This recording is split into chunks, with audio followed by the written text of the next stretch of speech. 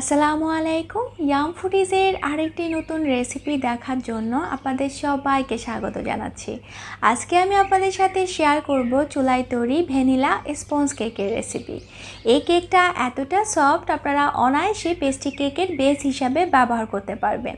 তাছাড়া এই কেকটা ক্রিম ছাড়াও খেতে কিন্তু ভীষণ ভালো লাগে। এবং আজকে আমি কিছু টিপস শেয়ার করব, সেই টিপসগুলো ফলো করে যদি আপনারা এই কেকটা তৈরি করে থাকেন তাহলে চুলায় করার পরও আপনার স্পঞ্জ কেকটি সব সময় পারফেক্টভাবে তৈরি হবে। তো চলুন তাহলে দেখে নিই কীভাবে তৈরি করবেন।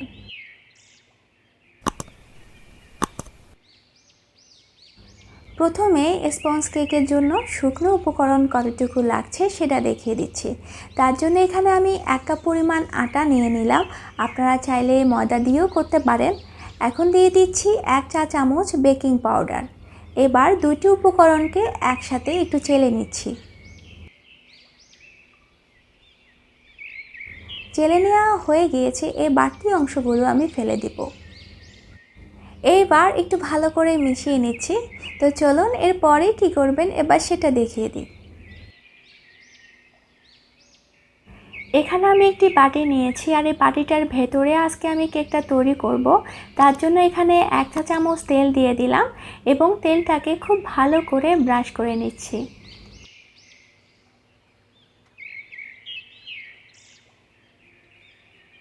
ব্রাশ করা হয়ে গিয়েছে। এখন আমি একটি নর্মাল কাগজ গোল করে কেটে টিফিন বক্সের নিচে দিয়ে দিচ্ছি। এতে করে কেকটা যখন হয়ে যাবে খুব সহজে উঠিয়ে আনা যাবে।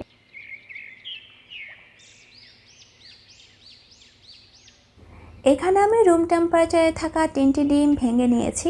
ডিমগুলো অবশ্যই রুম টেম্পারেচারের হতে হবে, কারণ ফ্রোজেন ডিম দিয়ে স্পঞ্জ কেক ভালো হয় না। এবার ডিমের কুসুমটা আমি একটি বাটিতে আলাদা করে নিচ্ছি।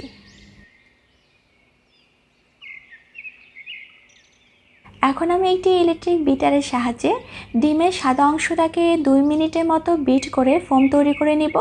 আর এই কাজটা কিন্তু আপনারা হ্যান্ড উইক্স দিয়েও করতে পারেন, তবে সময়টা একটু বেশি লাগবে।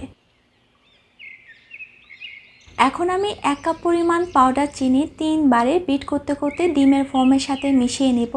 চেষ্টা করবেন পাউডার চিনিটা ব্যবহার করার জন্য, এতে করে আপনার বিট করতে সময়টা কম লাগবে এবং চিনিটা খুব তাড়াতাড়ি ডিমের ফোমের সাথে মিশে যাবে। তবে আপনারা চাইলে দানা চিনিও ব্যবহার করতে পারেন, তবে সেক্ষেত্রে বিটটা একটু ভালো করে করতে হবে এবং আপনার সময়টা একটু বেশি লাগবে।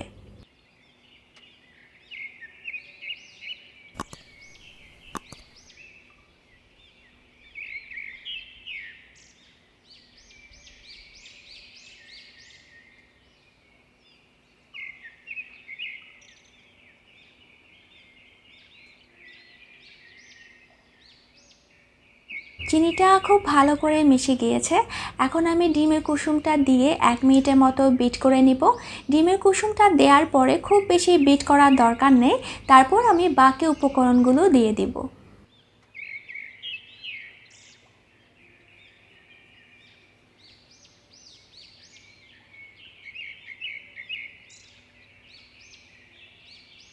এখন দিয়ে দিচ্ছি 1/4 কাপ রান্নার তেল, 1/3 চা চামচ লবণ, সামান্য পরিমাণ ভ্যানিলা এসেন্স। এখন সবগুলো উপকরণ ভালো করে মিশিয়ে 1 মিনিটের মতো বিট করে নেব।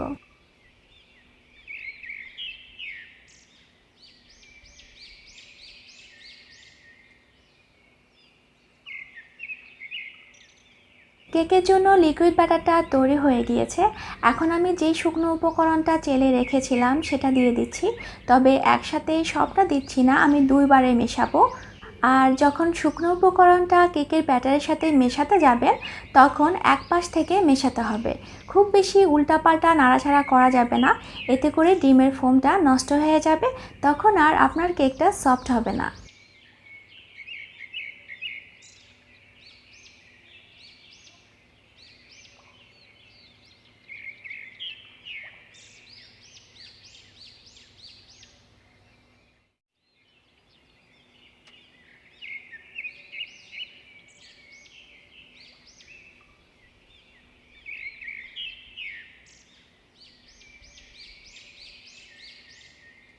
কেকের ব্যাটারটা আমার কাছে একটু ঘন মনে হচ্ছে, তাই আমি 1 টেবিল চামচের মতো লিকুইড দুধ মিশিয়ে নিচ্ছি।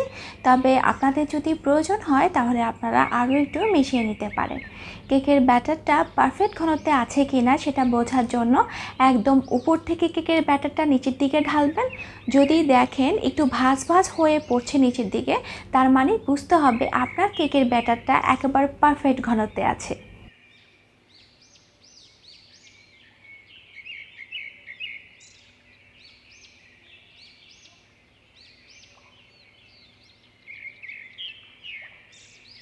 এখন কেকের বাটিটাকে কয়েকবার ট্যাপ করে নিতে হবে এবং একটি কাঠির সাহায্যে ঠিক এইরকম করে নিতে হবে। এতে করে কেকের ব্যাটারে যদি কোনো এয়ার বাবল থাকে সেগুলো নষ্ট হয়ে যাবে এবং আপনার কেকটা অনেক বেশি পারফেক্ট হবে। এই পাতিলটার ভেতর আজকে আমি কেকটা তৈরি করব, সেজন্য চুলার আঁচটা বাড়িয়ে ঢাকনাটা লাগিয়ে 5 মিনিটের জন্য ফ্রি হিট করে নিয়েছি। এখন আমি বাটিটা পাতিলটার ভেতর রেখে দিচ্ছি, তবে এই কাজটা খুব সাবধানে করতে হবে কারণ ফ্রি হিট করার জন্য পাতিলটা খুব বেশি গরম হয়ে আছে। এখন ঢাকা দিয়ে এই কেকটা আমি 1 ঘন্টা চুলায় রাখবো, তবে প্রথম 3 মিনিট চুলার আঁচটা মাঝারি রাখবো এবং পরবর্তী সময়টা চুলার আঁচটা আমি আরও একটু কমিয়ে দিব। 1 ঘন্টা হয়ে গিয়েছে, আপনারা দেখতে পাচ্ছেন চুলায় করার পরও কত সুন্দর একটা কালার এসেছে। আপনিও যদি এইরকম কালারটা পেতে চান তাহলে অবশ্যই এই ধরনের পাতিল ব্যবহার করবেন। এখন আমি একটি শাঁসলি কাঠি দিয়ে চেক করে নিচ্ছি কেকটা হয়ে গিয়েছে কিনা। যদি কাঠিটা পরিষ্কার বের হয় তাহলে বুঝে নেবেন আপনার বানানো কেকটাও পারফেক্টভাবে হয়ে গিয়েছে। এখন আমি কেকটাকে একটি টাওয়াল দিয়ে ঢেকে ঠান্ডা হয়ে যাওয়া পর্যন্ত অপেক্ষা করব। আর কোনোভাবে কেকটা গরম গরম মোল থেকে বের করার চেষ্টা করবেন না। আর এভাবে টাওয়াল দিয়ে কেকটা ঢেকে রাখার ফলে কেকটা ঠান্ডা হয়ে যাওয়ার পরও চুপসে যাওয়ার কোনো ভয় থাকবে না। কেকটা ঠান্ডা হয়ে গিয়েছে, এখন আমি মোল থেকে বের করে আপনাদেরকে একটু দেখিয়ে দিচ্ছি কেকটা কেমন হয়েছে।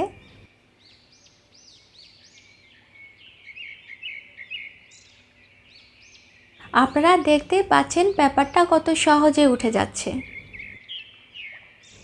দেখে হয়তো বুঝতে পাচ্ছেন কেকটা কতটা সফট হয়েছে। আমার আজকের রেসিপিটা ফলো করে অবশ্যই বাসায় তৈরি করে দেখবেন। রেসিপিটা কেমন লেগেছে জানাতে কিন্তু একদমই ভুলবেন না।